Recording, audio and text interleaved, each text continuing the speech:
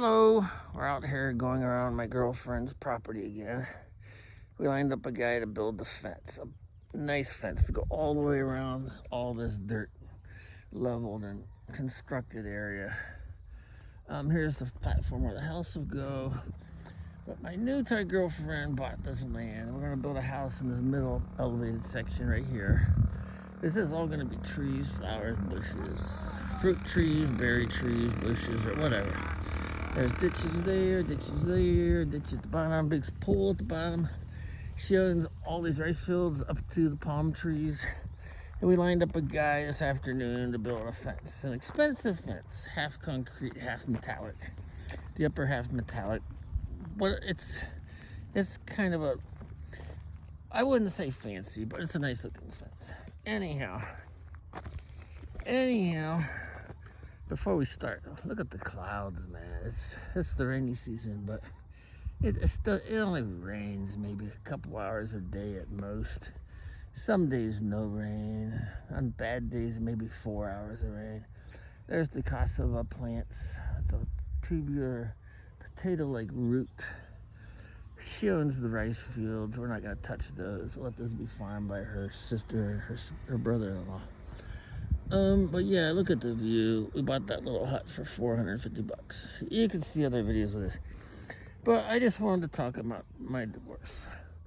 There's the front part of the yard where bushes, trees, flowers are gonna grow, and the driveway, which I'm walking down, the main road up there. The village is just over there. That's the elementary school buildings. You can see part of them. Cell phone tower for the village, so that's good. Sugar cane on that side of my girlfriend's property. Cassava on the side of the property, which is a tubular plant. Looks like they're picking some of it or thinning it out. They do a lot of manual labor. Yeah, that was a little pole from a shed that used to be at the corner here. But anyhow, what I want to talk about today is divorce from my first Thai wife of 33 years. Got married when I was 25. Well, first I met a lady at Ohio State University when I was working on my undergraduate degree. She was working on a PhD in agriculture. She worked with the King of Thailand, and when I came to Thailand the first time, she picked me up at Don Mueang Airport, the only airport in Bangkok then, and said a couple hours later, "Hey, you want to go visit where I work in Chitlada Palace?" I'm like, "Sure." And we just drove right in the north gate, got the car inspected, had to get out. They opened all the doors and trunks and inspected them. She probably drove in all the time, but since I was with her, I gave her a more thorough inspection. So anyhow, I joined the Navy because I wanted to see Southeast Asia. Spent 2 years in the Philippines as a naval officer in charge of construction. That's where this hard hat actually came from. It's a 42-year-old hard hat. So then I met a Thai woman there. She was 4 years older than I, but I was 25, she was 29. So we dated about a year and then went to Thailand and got married. It worked out really well. She was in the Philippines looking for a husband. I was kind of looking for a wife. And we got along great. We had a good marriage, I thought, for 32 years. And I went and got my master's degree and was an electronic microprocessor design engineer. I worked at Intel. Here, somebody's planted something. These I planted mango trees. I use nice dirt for them. That's kind of them. We were in Udon Thani, so I don't know. Didn't know. They planted them before us, her sister, just to be nice. But anyhow, another mango tree, one more. I can't really tell you what that is. They say it's some kind of oil plant. There's a lot of banana trees planted over there. But, yeah. So, yeah, we got along great, got married 32 years. I worked at Intel, Compaq, got my master's degree with designing computer chips. So, 2022, I spent the year in Maryland. I came home every weekend, commuted on Thursdays after work when it was dark up the interstate on about a 7-hour drive. And I'm going to sit here a minute and commuted back on Sunday. So we were designing a quantum computer microprocessor chip that operated at near absolute zero. I mean, it was experimental back then. Nobody had built, as far as I know, a silicon chip that operated near absolute zero. Operating on quantum devices, not silicon devices. So you could read the patents on quantum circuits. So we were building them in silicon to do logic, and we had, it's not secret anymore, but you know, on the order like 5,000-10,000 of them on a chip, which isn't great, but hey, it was the first one. So anyhow, I helped develop that for a year as a contractor. My contract expired, so I went home and spent Christmas at home. My Thai wife at the time went to visit her sister, so I bought her airplane ticket to go to Georgia, and she stopped answering her phone. After a week, I knew something was up, so I just got angry and canceled her phone. I mean, if you're not going to answer it, why have a phone? Then I got divorce papers a few days later in the mail from her attorney, basically signed. Put me on a restraining order for a year. Got it extended pretty much automatically just because I'm a man. I don't have any idea why she wanted to get divorced. She said a couple times I was selfish, but hell, she always drove a nice car. I gave her like $300 a month for, you know, household expenses and goods. Would buy her clothes and perfume for her, or whatever she needed beyond food. We lived in a really nice house in a nice neighborhood in Northeast Ohio.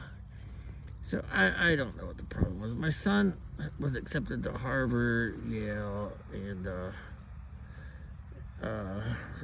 West Point. He decided to go to West Point.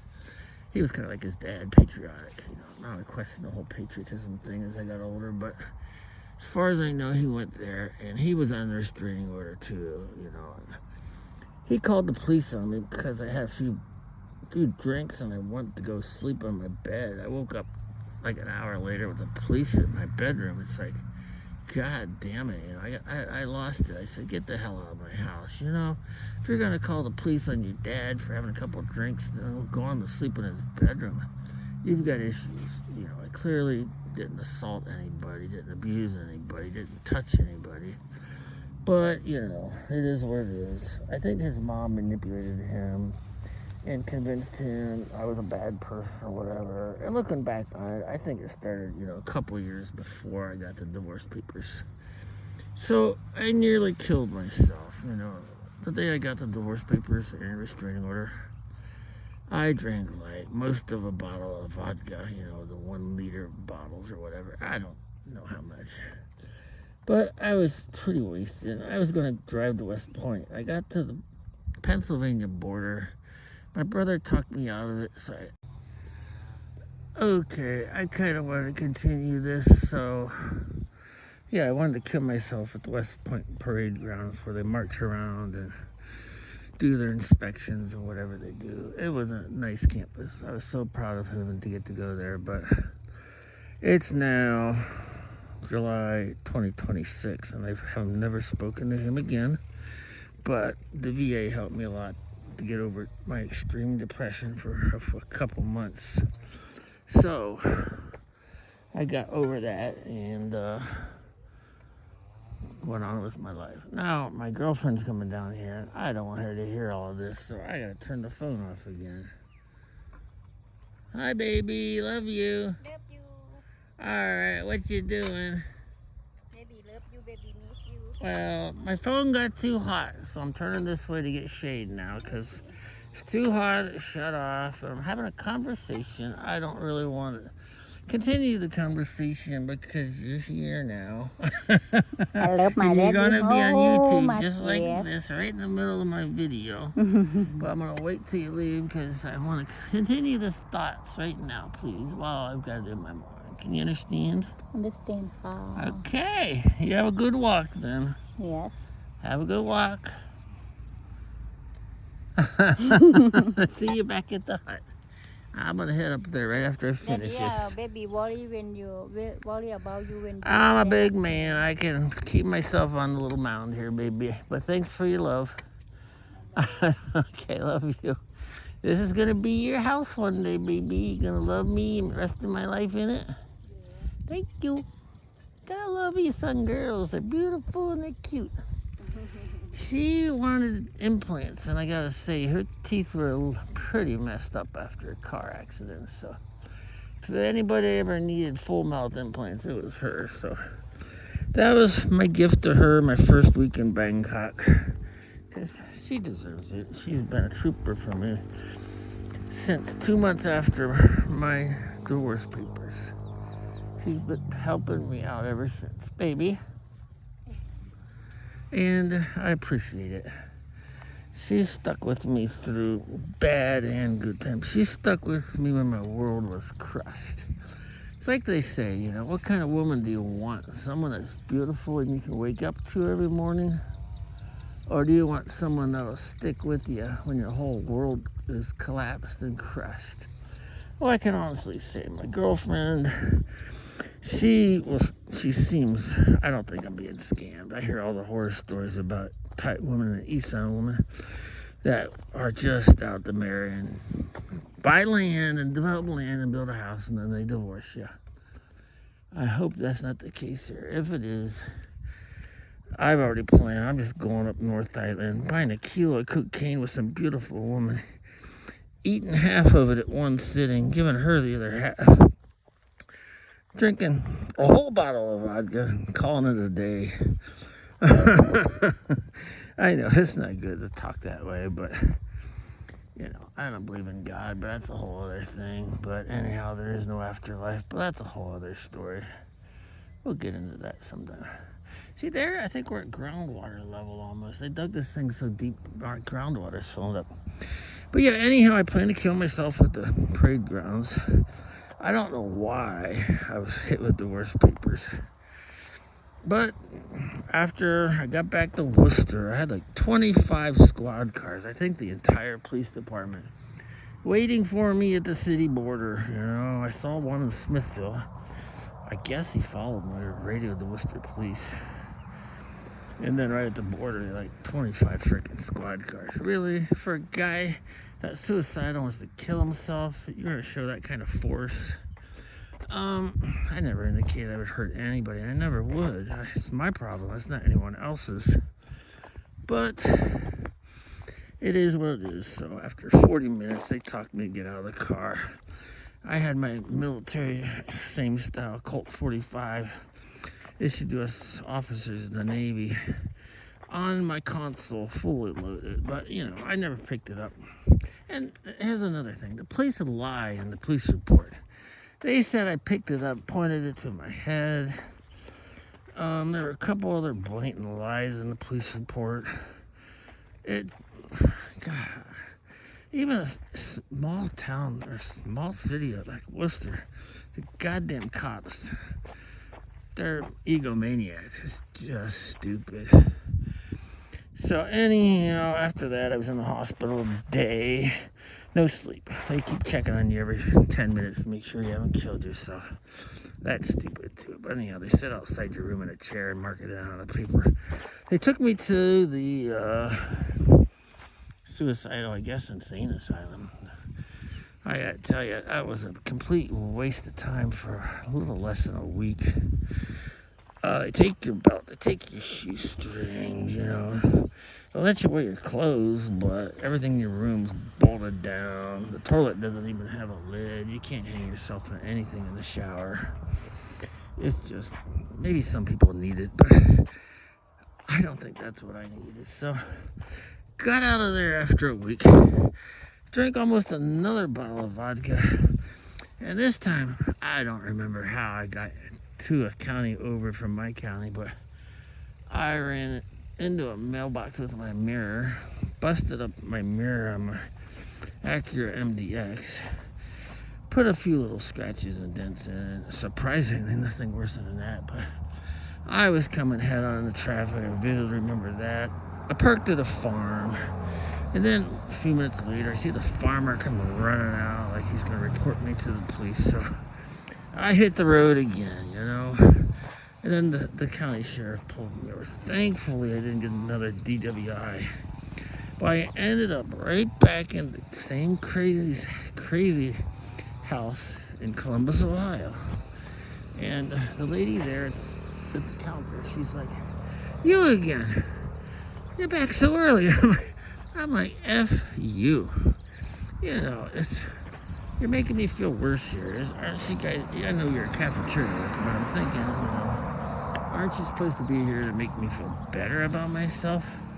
No, I guess not.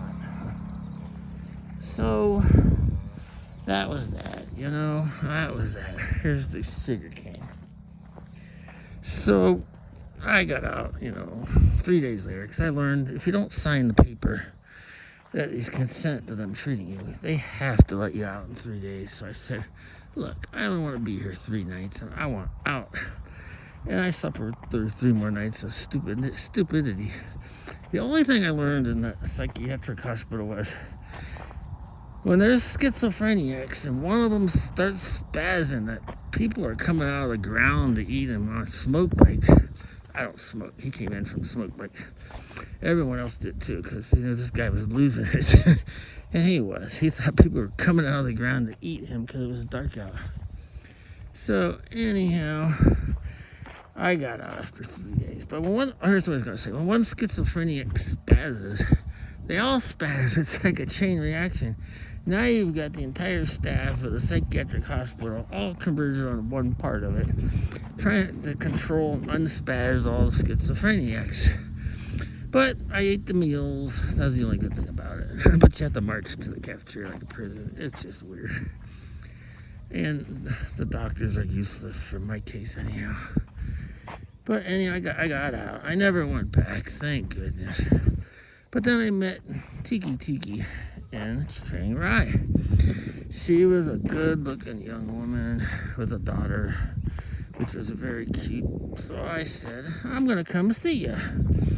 So I did for 4 days, and she picked me up at the airport. She was singing and happy and holding my hand. And when she saw me at the airport, I didn't see her because Chiang Rai is a small airport. I thought I had to walk down a couple corridors to get to the, visitor pickup area. So I missed her. So I hear Rod, or my name. And then she jumps in front of me, yells my name, grabs me, hugs me. And she scared the crap out of me. So I'm like screaming. And the whole airport's looking at us. But then she grabbed my hand and started singing and walking to her car. She sang most of the way to the hotel. And we had an awesome 4 days. So I got back on the airplane. I'm thinking like, yeah. There's a reason to live, There's still some beautiful stuff out there. Like Tiki. We didn't really work out, but at least she helped curb my depression a little. I think I was a little delusional on the airplane because I remember dreaming and screaming on the airplane. When I woke up, I heard the airport flight attendant saying, "We're going to delay deboarding because the police or whatever authorities need to get into position first." I'm like, uh-oh, that's got to be for me. I'm pretty sure I heard that because I also looked around and there weren't too many people sitting around me anymore, so it wasn't a full flight, so it probably wouldn't have been hard to clear a lot of the seats around me out. But I do vividly remember thinking my brother from the FBI was on the plane, and I tried to hunt him down to talk to him and some other crazy dreams or thoughts. And I also thought people were following me at the Amsterdam airport. So I was like the whole night just trying to hide from the people at the Amsterdam airport. So I probably was delusional. But anyhow, I'll just call them police. At the Detroit airport, they were really, really, really nice. I mean, as soon as I handed my passport to the immigration guy, it was like, boom. I had all kinds of police on me.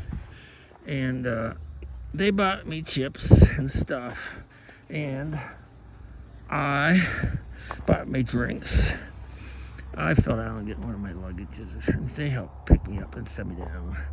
I was like totally soaked in sweat. I was so scared of them. But they were very kind and helped me get through customs and, collect my bag so I can get on the plane to Cleveland. So that went well. So I get back home and, like I said, Tiki and I didn't work out. She thought I was a little crazy also because Thais believe in spirits a lot. And I know I was talking in my sleep, and she spazzed over that. I think she thought I had like evil spirits in me. And I think northern Thai people really believe in spirits and ghosts, so that, I guess, scared her off. But anyhow, we still had an awesome 4 days. Did a lot of temple hopping. And anyhow,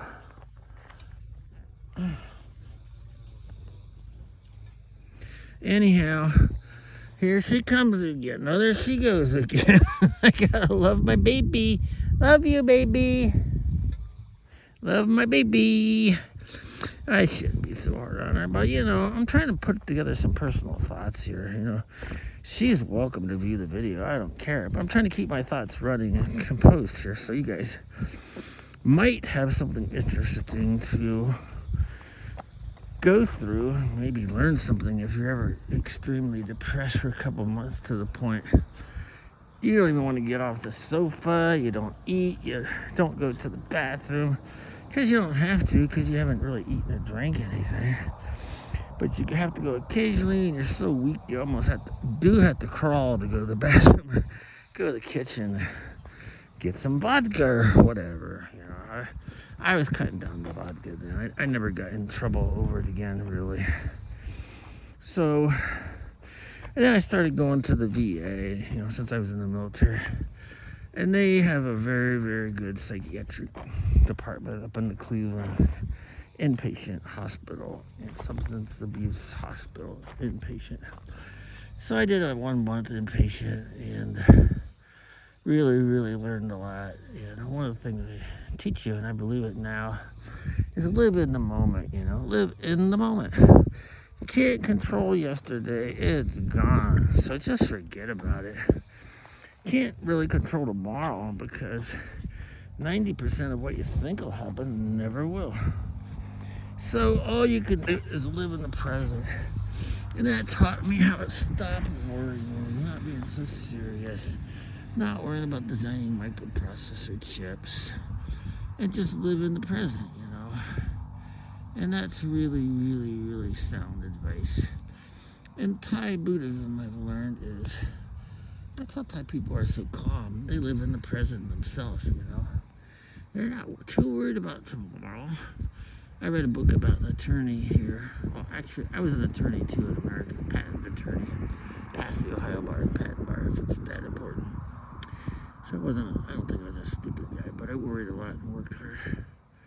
So, yeah, an attorney here said he would ask, some of his associates, what's your weekend plans? And they would look at him and say, haven't really thought about it. Today's Friday afternoon. I'll think about it after work. That's the way the Thai people are, It's not here yet. Why worry about it? It's a real insight into how Thai people think. And, why everything's, might been lie, take it easy, koi ban koi bai, one thing at a time. And it's really, really, really a slow pace of life. And it's not very materialistic, and you learn this as you get older. You buy material things, yeah, your car will keep you happy for a little while. Your new TV will keep you happy for a week. Your nice house will keep you happy, and then you realize you got a mortgage payment for the next 30 years. But in America, we work, purchase, get a job, work. It's just a treadmill. And in Thailand, there's no such thing as that, It's just basic, easy, common sense living, which I enjoy. I don't know what else to say about that. That's a whole other subject. But getting back to the divorce thing, So this divorce, we went to trial about 9 months after the papers were filed, and I saw my son from West Point with his mom. I started yelling at him in the hallway because, I was still enraged and had anger issues still, because I was really hurt about the divorce. Really, really, really hurt. So I yelled at him in the hallway, and the judge starts the trial, says, everybody has a right to be here, blah, blah, blah. I'm sure that was addressing my yelling at my son in the hallway. But then I'm called to the witness stand first, and I'm being cross-examined by my wife's attorney first. I wished my attorney would have at least let me know I'm going first. I'm going to be cross-examined by her attorney first. So I was really combative, almost to the point of contempt of court, which is really bad. The judge can do pretty much anything to you she wants. I was using foul language, and then I was just saying, this is bleeping stupid, this is bleeping idiotic. I forget some of the things I said, I don't really want to recall it. But anyhow, this is the last video I'm ever going to make on this topic, probably. I made a few early on. It's been probably a year since I addressed the divorce. So anyhow, I was sent for a psychiatric examination to be sure I had the psychiatric ability to stand trial. And I knew I did. I just lost it because my son was there. It pissed me off. And I still haven't talked to him since. And I'm just assuming I never will, I have no desire to talk to him. He graduated at West Point. He's designing rockets or something in Alabama or down wherever their, I don't know, where rocket sites are. Anyhow, he's doing fine. I don't know where he is now. I don't really care. I happen to know where my wife is because she got our divorce rental property in the divorce, and she's living in half of it. So I did, it was pretty much 50-50 divorce. But I went to the psychiatric examination, and that drug on for about a year. The psychiatrist was busy for like 5 months, and they had to do the evaluation, and testing, and interview. So finally, after about a year, I get the determination, and the psychiatrist says, "This is privileged information. Only you and your attorney need to see it." So my attorney was smart. I don't think he knew that, but I told him about it.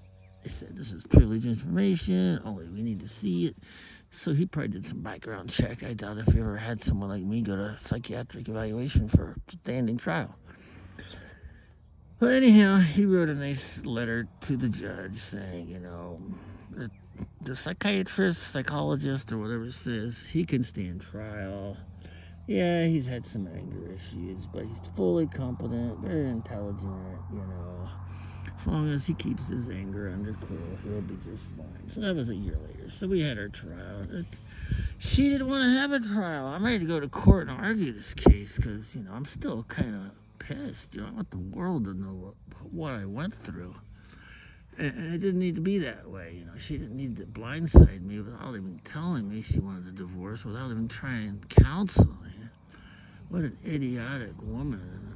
From what little I know, she's working in a factory, just getting by, paying her bills, living in half of a duplex she got in a divorce. So, yeah, she doesn't have, I guess, rent payment, but she's still got to pay taxes, which are pretty high for America. Oh, by the way, the tax on all of this land, including the rice fields that go all the way back there, which is 9 rye, it's like an unbelievable, $120 a year.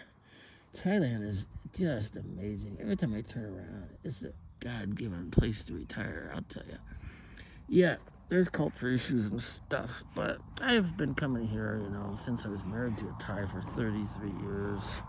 I was in the Navy, and I came here with Kanye, that I knew from OSU, that drove me to Chitla Palace, and by the way, I guess the general public can't get in unless it's by almost royal invitation only, so I didn't know how lucky I was. I mean, I didn't go inside the building, but I saw the gardens where she experimented with rice crops with King Bhumibol, if I say it even halfway right. She knew the king pretty well. She's like, yeah, here's where me and the king are growing this, and here's where the king and I are trying to plant this and grow this, and here's where the king and I are keeping an eye on this type of plant. to try to help the Isaan farmers and the other farmers in Thailand, be a little more profitable than what they were. But anyhow, I guess it worked because Thailand's the rice basket of the world. They export more rice than anybody, any Asian country, anywhere. They grow a ton of it here where I'm hanging out right now. So so she gets about half of it. I did well. I got to keep pretty much everything from the house I sold. I had to pay, credit card debt some because I was living on credit cards because I couldn't work after I got divorce papers. And now I'm on a little bit of VA disability, some other disabilities, so I'm doing really, really well. I don't have to work. I don't know if I could design microprocessors anymore like I used to, so having a good job that's very technical and then becoming a little mentally deficient, at least apparently. I don't think I am, but you be the judge. So anyhow, I'm happy now, I can say that. I'm happy here living in Thailand. I just got my retirement visa. So yeah, that's the divorce. What else do I want to say about it before I never talk about it again? I don't know. It was just a total shock to me, and Thai woman can scam you. I don't think my wife was a scammer. The best I can determine, she went through menopause. I understand women, when they finish that, they have a tendency to blame the entire world. At least some of them. Not most probably, but some. They'll blame the whole world for every little thing that affected their life negatively. And I guess maybe I was the target of that blame. I don't know.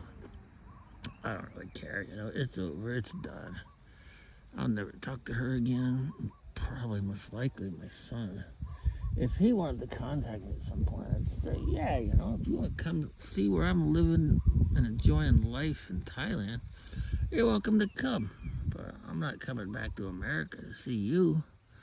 I don't even know if I want to talk on the phone. I might just be polite about it, but yeah, it'd be nice if he came here and spent, time with me. But he's young now and he's got to get on the treadmill in the United States and run, make money, and only have, a certain number of days for vacations. He's got to spend them with friends and family, not his old dad. But I lived my life for him. That's how he got into Harvard, Yale, and West Point. I read all the books about raising a kid that I could, and the one I remember about getting into elite schools said, never write your essay for your kid. Let him write it. Let him make mistakes. And I did. His essay, he wrote an essay to the Air Force Academy, and I had to tell him this one. I'm like, dude, you're addressing it as the West Point Military Army Academy. You got to take that out. At least call it Air Force Academy in Colorado. That's a major mistake. I couldn't let him send that. But yeah, his paragraph organization wasn't the greatest. His sentences were good, but not the greatest. Hell, now you can just have AI write a lot of it. It looks good. You write it and have AI enhance it. But this was like the old days back in 2020 when you still had to write your own essay. So I made him, I didn't offer to correct his essays. I'm glad I didn't. That was some good advice. And one last thought on this long video. So when he was in grade 5, he was taking a state test for placement or whatever. And he scored in the 99th percentile easy. But he told his teacher when he was handing it in, these 3 math problems, I did them, and then I just remembered what I did and did wrong. I was walking up here to hand my paper, and she's like, do you want to go back and fix it, And he said, Dad, I told her I didn't want to do that. That wouldn't be fair to everyone else. And I'm like, wow, that's honesty for you. So I did tell him, put that in your college essays. Colleges love stuff like that, even if it was the 5th grade. But anyhow, other than that, he did his own essays. But I'm going to try to wrap it up right here. Let me think real quick. Anything else about the divorce? She always said, if we get divorced, I'll let you have everything. I don't want anything. But no, once the divorce papers are filed, I don't care who the woman is. They want half of everything. But if they don't, she didn't even know how to write a damn check. So, good luck to her on managing money. She got part of my investments in the Schwab account, and it took another 5 months. Well, she didn't even request it for a year and a half after the divorce.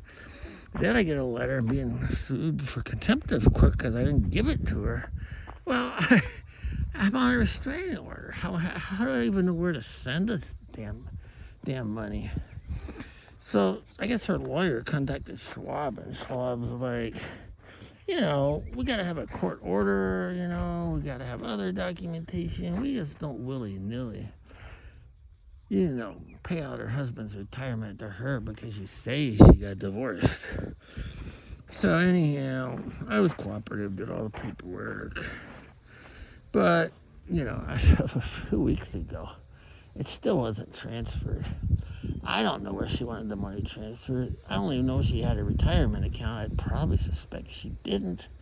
So her and her new attorney had to probably set that up. So the whole situation's just, on her side, is just effed up, I, being a patent attorney and going through law school and passing the Ohio bar and patent bar, kind of knew, what the legal system does in a divorce, even though I only took a couple classes in family law.